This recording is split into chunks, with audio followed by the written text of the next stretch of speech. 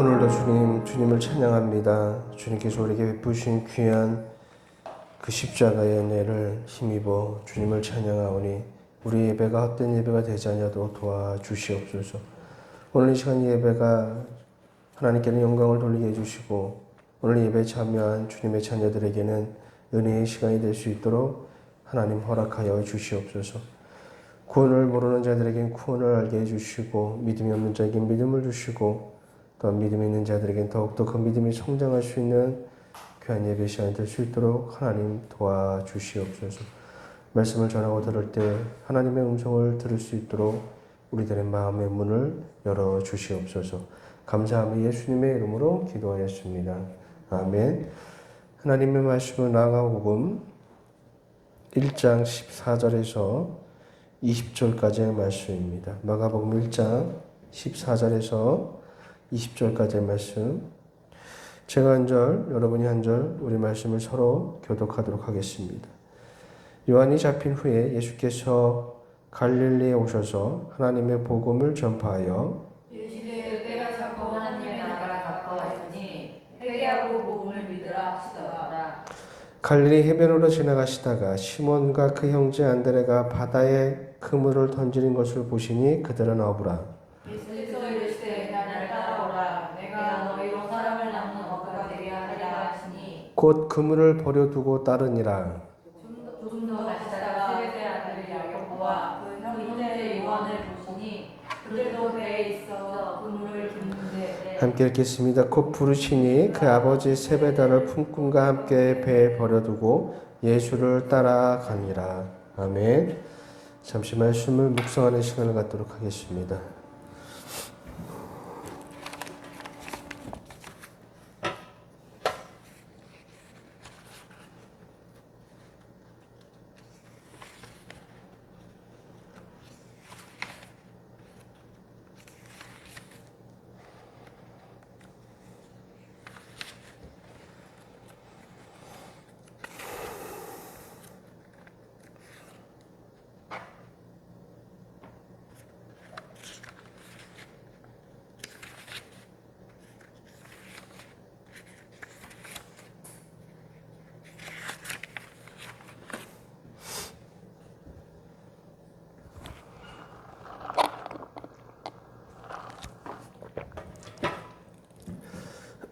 앞을 보시고 함께 오늘 말씀을 생각해 보도록 하겠습니다. 예수님께서 이 땅에 오신 이유는 단 하나밖에 없습니다. 저와 여러분을, 우리 모두를 구원하시기 위해서 이 땅에 오셨습니다. 예수님이 우리를 죄에서 구원하시어 하나님의 나라로 인도하시기 위해서 예수님께서 이 땅에 오신 겁니다. 이것이 예수님이 이 땅에 오신 단 하나의 이유고 목적입니다. 다른 목적이나 이유는 없습니다. 오늘 본문을 보시면 예수님께서 공생애를 시작하시면서 하신 첫 말씀이 회개이고 하나님의 나라이고 복음입니다. 본문 14절과 15절 말씀입니다. 요한이 사로잡힌 후에 예수께서 갈릴리에 오셔서 하나님의 복음을 전파하여 이르시되 때가 찼고 하나님의 나라가 가까이 왔으니 회개하고 복음을 믿으라 하시더라. 아멘. 예수님의, 여러분, 사복음서가 전부 다 예수님의 말씀이지만 예수님의 말씀의 핵심은 바로 이것입니다. 우리가 어떤 책을 보면 그 책에는 항상 서문이라는 것이 있습니다. 그리고 저자는 그 서문에서 자신이 이 글을 쓰게 된 이유와 동기와 목적을 다 밝히고 있듯이 예수님께서 이 땅에 오신 이유를 공생의 시작 때부터 분명하게 밝히고 있습니다. 하나님의 나라 때문에 우리를 죄에서 구원하시기 위해서, 우리의 회개를 위해서 하나님이, 예수님께서 이 땅에 오셨다라는 거예요. 예수님은 우리를 죄에서 구원하시고 우리를 하나님의 나라로 인도하시기 위해서 이 땅에 오셨고 그 목적을 위해 십자가에서 죽으시고 3일 만에 부활하신 겁니다. 때로 우리가 예수를 믿어서 그 믿음을 통해 구원을 얻으면 변화된 삶이 우리에게 찾아오고 그 변화된 삶을 살다 보면 뭐 좋은 일들이, 예상치 못한 뭐 좋은 결과가 우리가 생길 수가 있습니다. 예를 들어서 뭐 내가 몸이 아팠었는데 내 몸이 또 갑자기 회복이 되었다든지, 아니면 내가 하던 사업이 잘 돼서 많은 돈을 벌 수 있다든지, 아니면 내가 좋은 일자리를 얻었다든지, 이런 일들이 생길 수는 있습니다. 하지만 이것이 우리의 신앙의 목적이 아니라는 것을 저와 여러분은 반드시 기억하셔야 됩니다. 예수님은 우리의 구원을 위해서 이 땅에 오셨고, 구원을 위해 사역하셨고, 구원을 위해 말씀을 하셨고, 그리고 구원을 위해 십자가에 지신 겁니다. 이외에 다른 목적은 없다는 거예요. 그런데 우리의 신앙의 목적이 이 구원이 아닌 다른 것에 더 많은 관심을 가지고 거기에 우리의 귀가 쏠리고 눈이 쏠리고 우리의 마음이 거기에 있다면, 그리고 그것들이 저와 여러분이 바라는 그것들이 구원이 아닌 이 땅에서의 풍요와 성공이라면 여러분이 가진 신앙은 예수님과 전혀 상관없는 신앙생활을 하고 있는 자라는 것을 아셔야 됩니다. 그럼 나의 신앙이 구원을 바라는 신앙인지 아니면 내가 세상의 풍요를 바라는 신앙인지를 어떻게 할 수 있을까? 이 경우는 본인이 더 잘할 겁니다. 누가 말해주지 않아도 본인이 더 잘할 거예요. 다른 사람의 신앙을 우리가 함부로 판단할 수 없기 때문에 타인을 향해서 당신의 신앙이 잘못된 신앙이다, 당신의 신앙은 예수님과 상관없는 신앙이다 라고 말할 수는 없겠지만 본인이 더 잘할 거예요. 내가 지금 간절하게 바라는 것이 무엇인지. 또한 타인의 신앙을 보면서 우리가 어느 정도도 알 수 있어야 됩니다. 알아야 돼요. 그래야 우리가 잘못된 신앙에 빠지지 않을 수 있기 때문이에요. 그런데 내가 가지고 있는 이 신앙이 어떤 건지 잘 모르겠다, 본인이 잘 모른다, 내 신앙을 잘 모르겠다 라고 여러분 난 잘 모르겠어요 라고 말하면 안타깝게도 그 사람은 믿음이 없는 사람이에요. 왜냐하면 이 믿음이라는 것은요, 믿음이 우리에게 주어지면 이 믿음은 어떻게 시작이 되냐면 자신을 아는 것으로부터 시작이 됩니다. 믿음이 내 안에 들어오면 내가 어떤 존재인지를 깨닫게 되는 거예요. 그리고 내가 내 자신이 잘못된 길을 걸어가고 있다는 것을 알고 깨달아서 돌이키는 게 있잖아요. 돌이켜야 되는데 그것이 바로 회개라는 거예요. 그러니까 믿음이 들어오면 내가 어떤 존재인 걸 깨닫고, 아, 내가 지금 잘못된 길을 가고 있구나 라는 걸 깨닫고 회개하는 것이 바로 믿음의 시작인 거예요. 근데 내가 지금 무엇을 잘못하고 있는지, 내가 지금 걸어가는 길이 잘못된 길인지조차도 모른다. 그것은 바로 믿음이 없기 때문인 거예요. 믿음이 있는데 내가 어떤 존재인지를 잘 깨닫지 못하고, 믿음은 있는데 내가 지금 가고 있는 길이 잘못된 길인지 모른다. 그건 말이 안 되는 얘기입니다. 어떤 일을 이렇게 말할 수 있어요. 저는 당신의 말에 공감할 수가 없습니다. 그러면서 이렇게 얘기할 거예요. 나는 교회도 열심히 다녔고 내가 수십 년 동안 어렸을 때부터 모태 신앙인이고 매일같이 말씀을 묵상하고 기도를 통해서 받은 응답도 있고, 또한 내가 교회생활 신앙생활하면서 경험한 은혜가 있는데 내가 내 자신을 조금 잘 모른다는 그 이유 때문에 내가 믿음이 없다? 나는 그 말에 절대로 공감할 수가 없습니다 라고 말할 수 있겠죠. 그렇게 말하는 사람이 분명히 있을 겁니다. 왜냐하면 제가 예전에 그랬거든요. 이에 대해서 우리 한번 생각해 봅시다. 마태복음 7장 22절과 23절 말씀입니다. 우리 한번 읽어보도록 할게요. 시작. 그날에 많은 사람이 나더러 이르되 주여 주여 우리가 주의 이름으로 선지자 노릇하며 주의 이름으로 귀신을 쫓아내며 주의 이름으로 많은 권능을 행사하지 아니하였나이까 하리니 그때에 내가 그들에게 밝히 말하되 내가 너희를 도무지 알지 못하니 불법을 행하는 자들아 내게서 떠나가라 하니라. 아멘. 굉장히 무서운 말씀이죠. 여러분, 우리가 교회를 다닌 거, 내가 교회를 몇십 년 다녔다, 그 중에서 내가 예배를 얼마나 많이 드렸다, 내가 얼마큼 기도했다, 이것이 우리의 믿음의 증거가 될 수가 없다라는 거예요. 많은 사람이 자신의 구원에 대해서 확실하지 못할 때, 내가 구원받았나 못 받았나? 아, 불확실하죠? 이럴 때 하는 행동 중에 하나가 뭐냐면 자신의 행위, 즉 내가 교회를 열심히 다닌 것, 내가 예배에 얼마나 자주 다녔는지, 참석했는지, 또는 빠지지 않고 내가 얼마나 주일 성수했는지, 내가 얼마나 기도했는지, 내가 교회에 나오면서 헌금을 얼마나 드렸는지, 내가 말씀을 얼마나 배웠고 많이 알고 읽었는지, 이러한 행위에 의지하려고 한다는 거예요. 그 행위들을 통해서 내 구원에 대한 이 불확실성, 이 불안함을 해소하려고 하는 것이 믿음 없는 사람들의 특징인 거예요. 나에게 믿음이 있는지 내가 구원을 받았는지 확신이 서지 않았을 때 우리는 이러한 신앙의 행위들로 확인하려고 하는데 이러한 시도를 한다는 그 자체가 그 사람에게 믿음이 없거나 그 사람이 구원을 받지 못했다라는 증거입니다. 우리가 그걸 잘 아셔야 돼요. 오늘 본문을 보시면 예수님께서 우리에게 믿음이란 것이 무엇인지를 분명히 가르쳐 주고 계십니다. 우리가 믿음을 통해서 가게 되는 건 복음을 믿게 되는 것이고 그 동을 통해서 회개하는 것이고 그 회개를 통해서 돌이키는 것이고 그 돌이킴을 통해서 하나님의 나라에 들어가는 것이라고 분명히 우리에게 말씀하고 계셔요. 내가 그리고 그것 때문에 이 땅에 왔다는 것을 예수님께서 말씀하고 계신 겁니다. 여기서 하나라도 빠지면 그것은 믿음이 아니에요. 내가 믿는 것이 복음이 아니야? 내가 돌이킴이 없어? 하나님 나라에 들어가 본 적이 없어? 그러면 그건 믿음이 아닌 거예요. 때로 우리가 착각하는 것 중에 하나가 기적을 경험했다고 그것을 믿음이라고 생각하는데 기적은 믿음이 아닙니다. 믿음의 사람이 기적을 경험할 수 있습니다. 부정하는 건 아니에요. 하지만 기적을 경험했다고 해서 다 믿음 있는 사람은 아니라는 것을 저와 여러분들이 주의하실 필요가 있어요.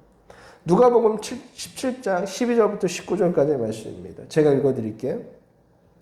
한 마을에 들어가시니 나병 환자 10명이 예수를 만나 멀리 서서 소리 높여 이르되 예수 선생님이여 우리를 불쌍히 여기소서 하거늘 보시고 이르시되 가서 제사장들에게 내 몸을 보이라 하셨더니 그들이 가다가 깨끗함을 받은지라.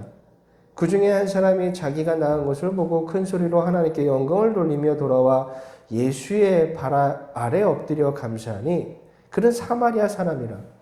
예수께서 대답해 이르시되 10사람이 다 깨끗함을 받지 아니하였느냐? 그 9은 어디 있느냐? 이 이방 외에는 하나님께 영광을 돌리러 돌아오는 자가 없느냐 하시고 그에게 이르시되 일어나라 일어나 가라 내 믿음이 너를 구원하였느니라 하시더라. 아멘. 기적을 경험했어요. 그래서 몸이 나았습니다. 그런데 그것이 구원하고 상관이 없어요. 돌아오는 한 사람만이 구원을 받았습니다. 기적을 경험한 사람은 10명인데 그 중에서 구원받은 자는 한 사람이에요. 그런데 아쉽게도 우리가 이 기적이 꼭 믿음이라고 착각하는 분들이 많이 계시다라는 거예요. 믿음이 있으니 다른 사람은 경험하지 못하는 그 놀라운 기적을 내가 경험했다라고 생각하는 분들이 나타나는 거예요.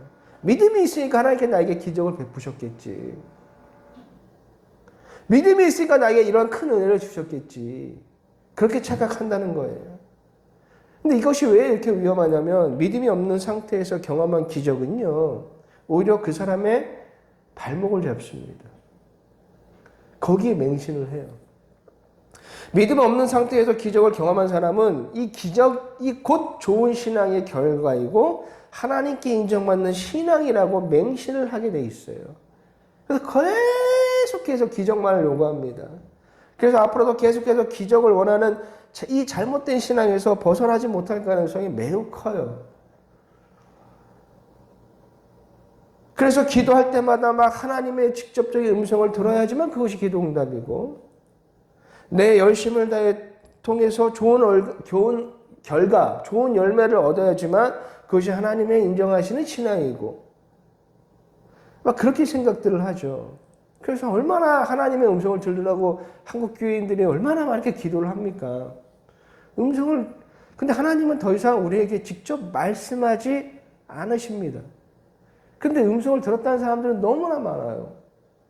뭐 자기 안에 막 소리가 들린대요. 마음에 어떠한 마음이 막 주어진대요. 그래서 한때 한국교회에서 이 방언 받는 게 유행처럼 번진 때가 있었죠. 그래서 방언을 해야 좀 기도하는 사람, 방언해야 좀 신앙 있는 사람, 능력 있는 사람이라고 취급받던 시절이 있었어요. 그래서 너도 나도 막 방언을 받으려고 이상한 행동들을 참 많이 했죠. 필요하면 하나님께서 주시겠지만 그래서 내가 원하지 않아도 하나님께서 내가 필요하시다면 하나님이 보실 때 필요하시다면 주시겠죠. 모든 사람이 다 방언할 필요가 없는데 문제는 이 방언하는 것이 꼭 좋은 신앙의 어떤 그 단계인 것처럼 사람들이 생각해서 그래서 막 억지로 막 방언소리를 내죠. 막 이상한 소리들. 그렇죠. 저게 방언인지 이상한 소리인지는 알 수가 없으니까 다 기도 시간에 이상한 소리 하면 그게 다 방언인지 알고 또 방언을 할 줄 모르는 사람들은 어떻게 해요? 제가 본 목사님들 중에 이런 분들이 여러 분 계셨는데 기도할 때 통성 기도할 때요 에코를 킵니다. 그럼 울리죠. 빵빵빵빵빵. 그러면 신비적인 어떤 신비로운 상황을 연출해요.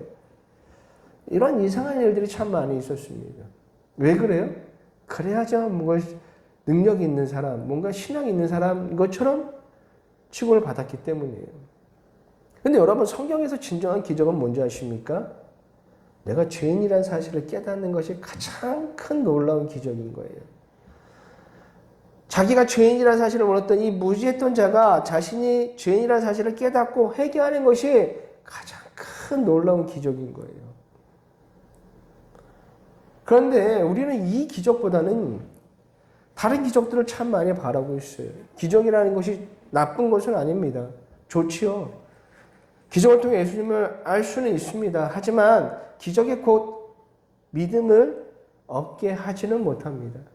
어떤 계기는 될 수 있어도 기적이 꼭 믿음은 아니라는 거예요.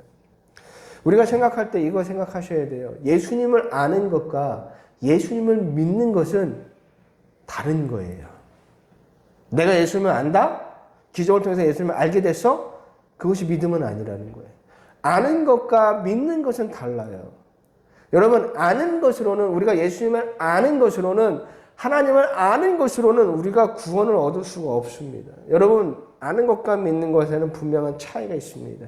아는 것은 이런 거예요. 누가복음 18장 20절에서 23절까지의 말씀입니다. 우리 한번 읽어보도록 할게요. 시작. 우리가 계명을 안 하니 가늠하지 말라, 살인하지 말라, 도둑질하지 말라, 거짓 증언하지 말라, 내 부모를 공경하라 하였느니라.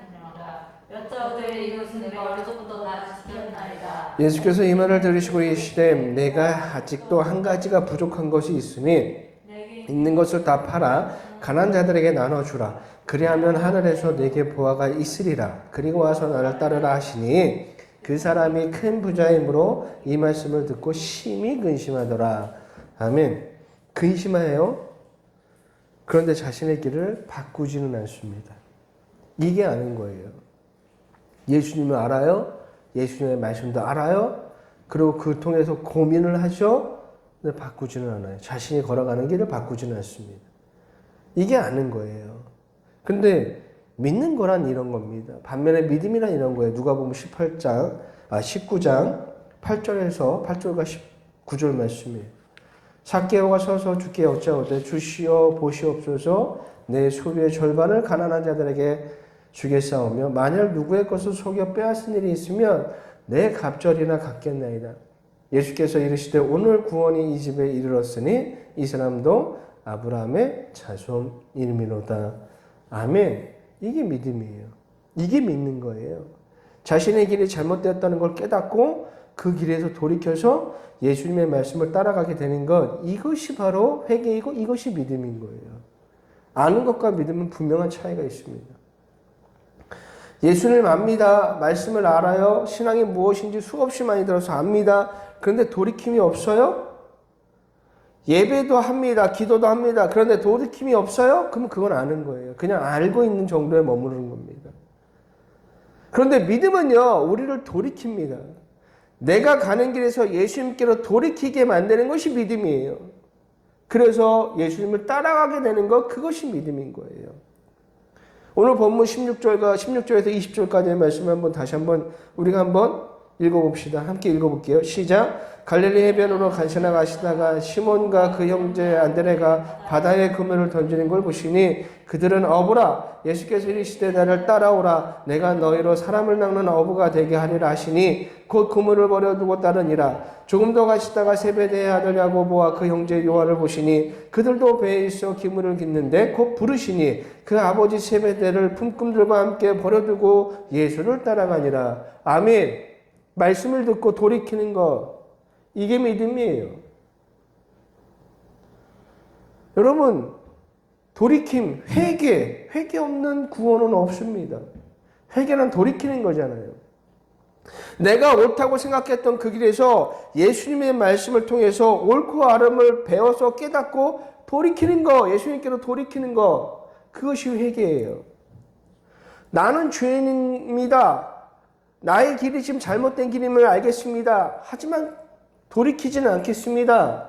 이건 믿음이 아니라 그냥 아는 겁니다. 예수님을 아는 거예요. 아는 것으로는 구원 얻지 못합니다. 돌이키지 않는 회개는 없어요. 우리가 회개를 했다는 건 돌이켰다는 뜻입니다. 또한 우리가 생각하는 건 이렇게 생각하셔야 돼요.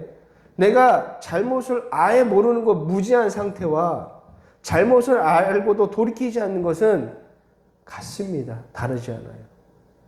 아예 하나님의 말씀을 모르는 사람과 하나님의 말씀을 알고도 돌이키지 않는 사람 똑같은 거예요.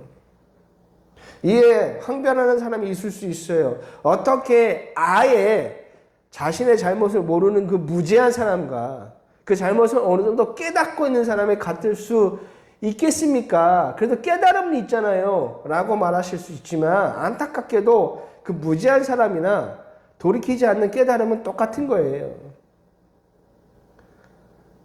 모르는 사람과 어느 정도 깨달음을 갖고 있는 내가 같은 취급을 받으니까 억울한 마음이 드실 수는 있어요. 그런데 말씀을 보세요.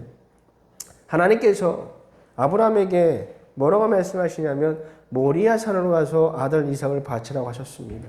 이에 아브라함이 아침 일찍 이삭을 내리고 모리아 산으로 출발해요. 성경에 기록된 말씀을 보니까 아브라함이 있던 곳에서 모리아 산까지는 3일 길이라고 말씀하고 계세요. 그리고 하나님이 말씀하신 모리아 산 어느 부분에 와서 제사를 지내라고 말씀하십니다. 창세기 22장 9절 말씀이에요. 하나님이 그에게 일러주신 곳에 이른지라 이에 아브라함이 그곳에 제단을 쌓고 나무를 벌려놓고 그의 아들 이삭을 결박하여 제단 나무에 놓고. 아브라함은요 하나님이 알려주신 곳까지 가서 말씀하신 대로 아들 이삭을 결박하였습니다. 이게 중요한 거예요. 우리가 신앙생활 하다 보면 결단해야 되는 순간들이 찾아오죠. 그래서 어떤 이는 말씀을 듣고 깨달았어요. 결단했어요. 그래서 하루길을 갔습니다. 근데 가다 보니까 힘들어요. 이건 도저히 못하겠어요. 포기했습니다. 근데 또 어떤 이는 그래도 좀 더 나아갔어요. 이틀 길을 갔지만 거기서 포기했습니다. 또 어떤 이는 3일 길을 갔습니다. 근데 3일 길을 갔는데 거기까지 다 왔는데 산에 오르는 것이 너무 힘들어서 포기해버렸어요. 또 어떤 사람은 산에 올라갔지만 하나님이 일러주신 곳이 아니라 자기가 볼 때 이것이 적당하구나 라고 하는 곳에 멈춰버렸습니다. 이게 우리는 생각할 수 있어요. 그래도 시작하지 않은 사람, 무지한 사람보다는 그래도 하루길이라도 간 사람이 좀 나은 사람이고 나는 이틀길이나 걸어갔으니까 좀 더 나은 사람이고 나는 저들보다 그래도 3일길이라도 그 모리아산 입구까지 갔으니까 난 괜찮은 사람이고 다 떠나서 내가 저들보다 나는 그래서 산이라도 올라가 봤으니 저들보다 나은 사람은 아닐까. 내가 온전하지 못지만 어느 정도 노력한 거에 대한 거기에 의의를 두면서 그래도 좀 내가 완전히 좋은 신앙은 아니지만 그렇지만 나쁜 신앙은 아닐 거야 라고 생각하는 사람도 있는데 여러분 하나님께서 말씀하신 곳 가서 하나님께서 말씀하신 대로 하지 않으면 그건 하지 않는 것, 출발하지 않는 사람과 똑같습니다. 다를 게 없어요. 하나님이 말씀에 대한 순종은 언제나 모든 말씀이에요. 신명기 28장 1절 말씀에 내가 내 하나님 여호와의 말씀을 삼가 듣고 내가 오늘 내게 명령하는 그의 모든 명령을 지켜 행하면 내 하나님 여호와께서 너를 세계 모든 민족 위에 뛰어나게 하실 거니라. 모든 말씀이에요. 이에 야고보 기자가 이렇게 이 말씀을 설명하시죠. 야고보서 2장 10절 말씀입니다. 우리 한번 읽어보도록 하겠습니다. 시작.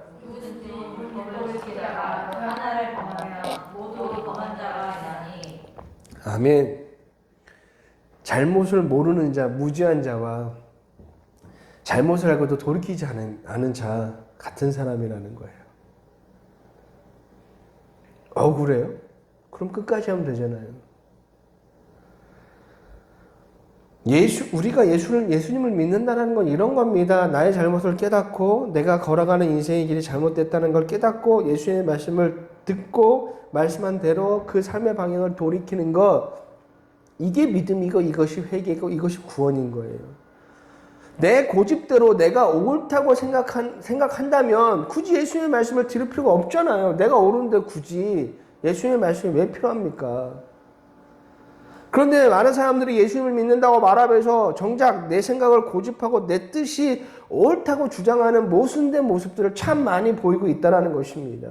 믿음은 그럴 수가 없어요. 믿음이란 그런 것이 아닙니다. 여러분이 믿는다라면 믿음이 무엇인지를 분명하게 아셔야 돼요. 그리고 그 믿음을 통해서 얻게 되는 구원이 무엇인지를 여러분이 분명하게 올바르게 아셔야 됩니다. 믿음과 이 구원이라는 것은 참 놀랍고 너무나도 큰 은혜지만 때로는 어렵게 느껴지는 것이 사실입니다. 왜냐하면 정말 믿고 싶은데 믿어지지 않을 때가 있거든요. 그래도 열심히 신앙생활은 하지만 구원의 확신이 나에게 다가오지는 않거든요. 이럴 때 우리가 어떻게 해야 될까 참 고민하시는 분들이 참 많습니다. 구원의 불확실성에 관해서 고민하는 분명히 계실 테고요. 또한 내가 믿음을 가진 사람인가라는 이런 고민을 가지고 계신 분들이 계실 거예요. 어떻게 하면 내가 믿음을 선물로 받고 이 믿음을 통해 구원을 얻고 구원을 통해서 하나님의 나라 안에 살아가는 구원받은 백성이 될 수 있을까? 우선적으로 여러분 계속 제가 말씀드렸고 강조했던 것처럼 우리가 자신을 아셔야 돼요. 자신을 알아야 되는데 나는 나를 잘 못 봅니다. 그래서 어떻게 되면 말씀을 통해서 내가 어떤 존재인지 내 상태가 어떤 것인지를 우리가 아셔야 돼요. 내 상태가 어떤 상태이고 내가 누구인지를 분명히 알아야 됩니다. 당연히 중요한 건 말씀을 들어야 됩니다. 말씀을 봐야 됩니다. 마가복음 1장 28절 말씀에 예수의 소문이 곧 온 갈릴리 사방에 퍼지더라. 아멘. 예수님에 관한 이야기들, 말씀들이 전국에 그 갈릴리 온 지방의 사람들에게 퍼집니다. 그걸 듣는 사람들이 있어요. 말씀을 들으셔야 돼요. 말씀을 보셔야 돼요. 그리고 말씀을 통해 진짜 자기 모습을 깨달으시기를 바랍니다. 그래서 자신의 상태를 알면 우리가 예수님께로 돌이킬 수밖에 없어요.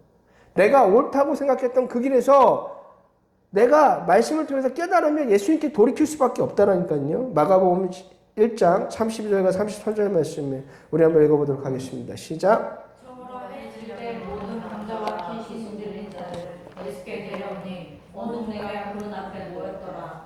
아멘. 말씀을 알아요. 말씀을 들었어요. 말씀을 보서 날 깨달으니까 어떻게 예수님이 다 몰려드는 거예요. 자기가 얼마나 아픈 상태라는 걸 아는 사람들은 예수님을 찾아갈 수밖에 없습니다. 그런데 우리는 이제까지 참 말씀을 많이 봤어요. 얘기해요. 저는 말씀 많이 봤어요. 말씀 들었어요. 말씀 보고 묵상했어요.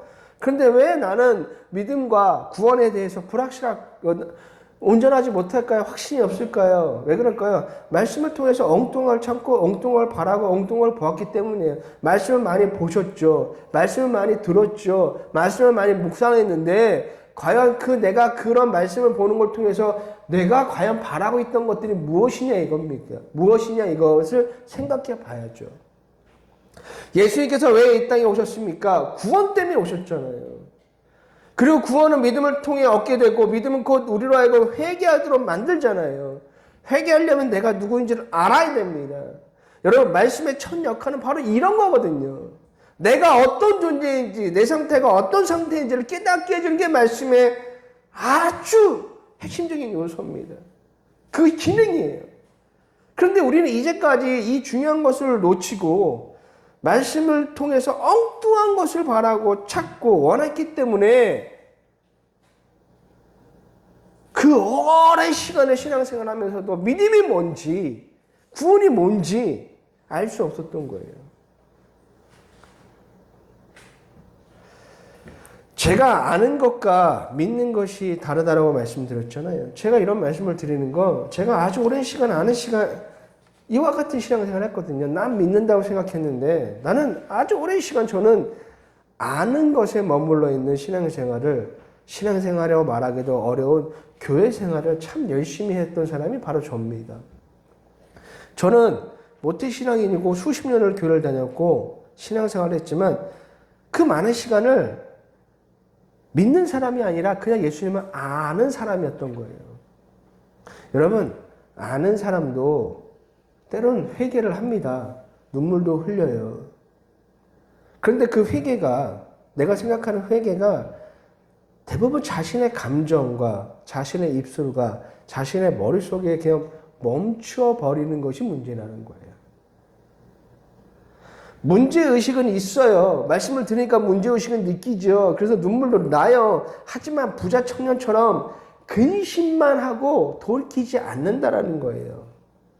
왜 돌이키지 않을까요? 예수님께서 제시한 하나님의 나라보다 세상이 더 달콤하고 더 쾌락적이고 더 좋아 보이기 때문입니다.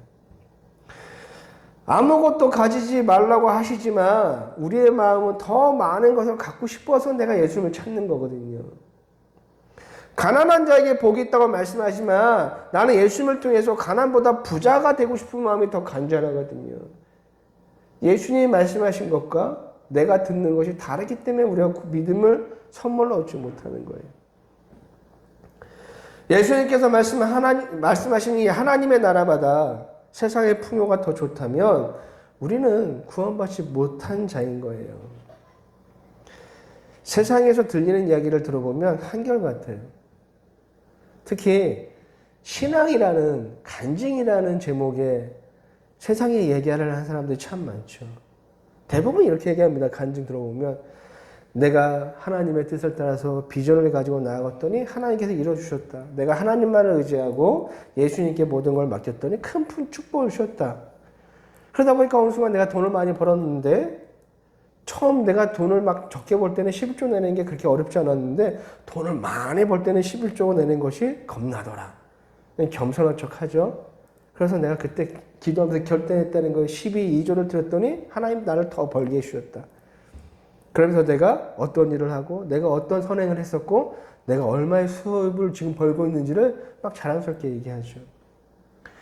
여러분 우리가 이런 얘기 들으면 솔직히 부럽잖아요. 그렇죠? 그래서 우리도 생각합니다. 내가 10억 벌면 나도 10의 2조인 2억 정도는 드릴 수 있는데 막 그런 생각 하잖아요. 저도요 아주 오랜 시간 이와 같은 신앙생활 했거든요. 정말 열심히 했습니다. 그럼 좋은 일, 좋은 풍성한 열매가 있을 줄 알았어요. 여러분 장사하시는 분들은 좀 아실 거예요. 장사를 어떤 장사를 하든 뭐 하다 보면 거래처에 물건을 주고 거래처는 외상으로 물건을 가져갑니다. 그러면 거래처가 이제 약속한 날짜에 물건을 값을 보내주면 되는데 대부분은 그렇지 않아요. 제때 주는 거래처는 거의 없습니다. 그러다 보니까 때로는 거래처가 외상값을 잔뜩 쌓아놓은 상태에서 미수금이 많은 상태에서 망해버려서 그 돈을 받지 못할 때도 있어요. 근데 제가 이제 가게를 좀 했었는데 저는 가게를 하면서 단 한 번도 11조를 내지 않은 적이 없었습니다. 수금이 안 돼서 막 월세 내는 것도 버거울 때도 나중에 받을 것을 예상하고 막 현금 서비스로 막 11조를 낸 적도 참 많았어요. 그때는 그게 믿음인 줄 알았어요. 그럼 대박은 아니더라도 그래서 최소한 뭔가는 좀 남아야 되는데 제가 하던 그 가게가 망했거든요. 얼마 지나지 않았습니다. 망했습니다. 빚만 잔뜩 지고 망했거든요. 비슷한 신앙생활 하는데 누구는 성공하고 누구는 망한 걸까요? 여러분 우리의 신앙이 이런 것을 신앙의 척도로 삼으면 100년을 믿고 1000년을 믿어도 아무 소용 없습니다. 우리의 신앙의 목적은 세상의 풍요가 아니에요. 저는 그렇게 생각을 수십 년 동안 해왔기 때문에 모태 신앙임에도 불구하고 믿음에 대한 확신도 없었고 구원에 대한 확신이 없던 거예요. 우리의 신앙의 목적은 구원입니다. 그리고 여러분 이렇게 신앙이라는 탈을 쓰고 막 간증하는 것들 자랑하잖아요. 내가 이렇게 때 얼마 벌었더라. 내 첫 월급이 한 20억 됐습니다. 이렇게 자랑하는 사람도 있더라고요. 제가 찾아보니까. 그런데 우리는 왜 예수님께서 하신 말씀 그렇게 자주 잊어버릴까요? 예수님께서 이런 말씀하셨습니다. 마태복음 6장 2절에서부터 4절까지 말씀입니다. 우리 한번 읽어보도록 하겠습니다. 시작. 그러므로 부자할 때 의식하는 자가 사람에게 영광을 받으려고 회당과 거리에서 하는 것 같이 너희 앞에 나를 밀지 말라. 진실로 너희에게 이르노니 그들은 자기 명을 이미 받았느니라. 너는 구제할 때 오른손이 하는 것을 왼손이 모르게 하여 내 구제함을 은밀하게 하라. 은밀한 중에 보시는 너희 아버지께서 갚으시리라. 아멘. 예수님이 이렇게 말씀하셨어요. 근데 간증의 얘기를 들어보면 대부분 어떻게 해요? 내가 이렇게 했더니, 내가 이렇게 구제를 했더니, 내가 이렇게 선교했더니, 내가 이런 비전을 가졌더니 하나님께 나에게 축복해 주셨던 내용이 가득하죠. 그리고 그것이 신앙인데, 신앙이라고 말하는데 여러분 오늘 말씀을 보십시오. 마태복음 6장 보세요. 예수님은 전혀 우리의 생각과 전혀 다른 말씀을 하시잖아요. 나의 성공 비결, 내가 받은 은혜의 비결에 관한 이야기는 그런 얘기 좋죠. 사람들에게 하고자 하는 마음을 막 그 의욕을 불러일으킬 수는 있어요. 아, 나도 저렇게 한번 해보고 싶다. 라는 마음을 불러일으킬 수는 있지만 그건 신앙이 아니에요. 사람들의 욕망을 자극할 뿐이에요. 성공하고 싶은 사람들의 마음을 자극할 뿐이거든요. 그래서 그걸 신앙이라는 이름을 통해서 헌신하게 만들고 그래서 뭔가가 하나님의 은혜로 포장되어서 사람들에게 그냥 전달되는 잘못된 얘기입니다. 나의 행위를 말하는 것은 구원으로 인도하는 좋은 얘기가 아닙니다. 세상의 잘됨과 구원은 아무 상관이 없습니다. 그렇다면 상관없는 얘기는 할 필요가 없어요. 우리가 전해야 될 거, 우리가 듣고 우리가 전해야 될 거 오직 구원밖에 없잖아요. 세상에서 성공하는 거, 잘 되는 건 구원과 전혀 상관없기 때문에 그런 얘기는 할 필요가 없는 거예요.